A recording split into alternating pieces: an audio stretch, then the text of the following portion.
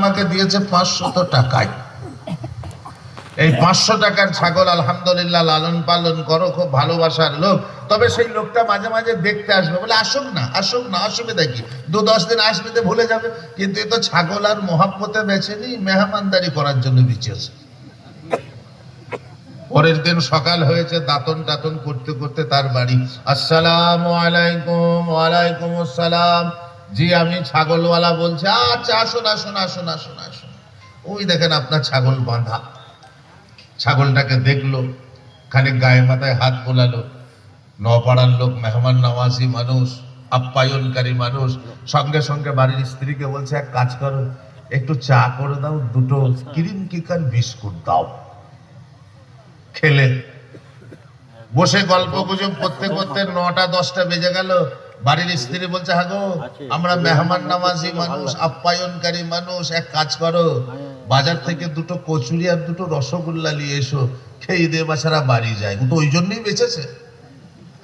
নিয়ে এলো, খেলে বাড়ি চলে গেল। পুনরায় তারপরের দিন আসতে আসে টানা 1 মাস, 30 দিন চলছে।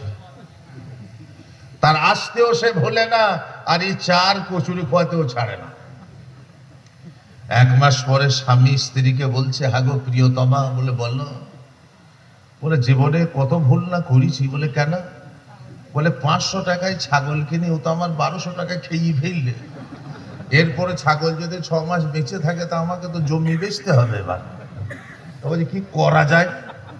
বাড়ির মেয়ে ছেলে বলছে, তুমি কি শোনো নাই, নারীদের 18টা কলা আছে, একটি কলা সমাজের মাঝখানে প্রকাশ করলে, কথা বললেন, পৃথিবীর এই প্রান্ত থেকে ও প্রান্ত পর্যন্ত আগুন জ্বলে যাবে। তাই ওই মেহমান আমি ঘরে আসা বন্ধ করব, আমাকে তুমি ছেড়ে দাও। বলে ঠিক আছে তাই করো। পরের দিন সকালবেলায় ছাগলটা নিয়ে গিয়ে অনেক দূরে এক পড়োশির বাড়িতে বেঁধে দিয়েছে। ঠিক সে তার টাইমে দাঁতন করতে করতে আসসালামু আলাইকুম। বাড়ির মেয়ে বাবু কাপড় দিয়ে লাগলো কাঁদতে। ও মা আমার কি হবে গো? বুবুজান কাঁদছেন কেন?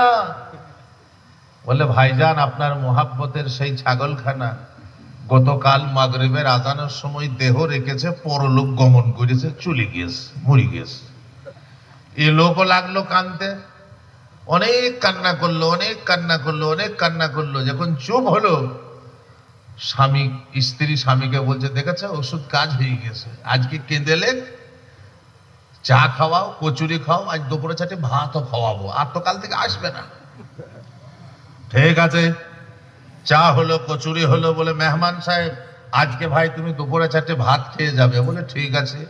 দুপুর বেলায় বেশ ভালো তরকারি দিয়ে ভাত টাত খাইয়েছে, আর খাওয়ানোর পরে বলছে একটু বালিশ দেন শোই। বালিশ দিয়েছে, শুয়েছে। অনেকটা সময় হয়ে গেছে, মসজিদে আসরের আজান পড়ে গেছে।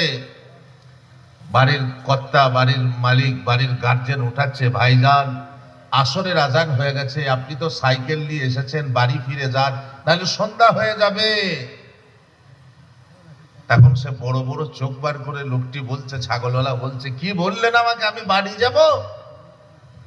আমার সোনার চাঁদ ছাগল মরে গেছে, আমি 40-এ চাহানুন না করি ঘর থেকে বেরোবো না। বলছে আপনার ছাগল মরেনি, মরেনি, মরেনি, ছাগল নিলেন আপনিও যান। কথা বললেন না? তাহলে মেহমান নামাজি বা অতিথি বা আপ্যায়নকারী দুজনেকেই এমন হলে হবে না। আল্লাহ আমাদের সবাইকে কবুল করে। একবার পড়ুন আল্লাহুম্মা আমিন। আমি সূরা কাসাসের শেষ আয়াতটা আপনাদের সামনে পরিবেশন করেছি।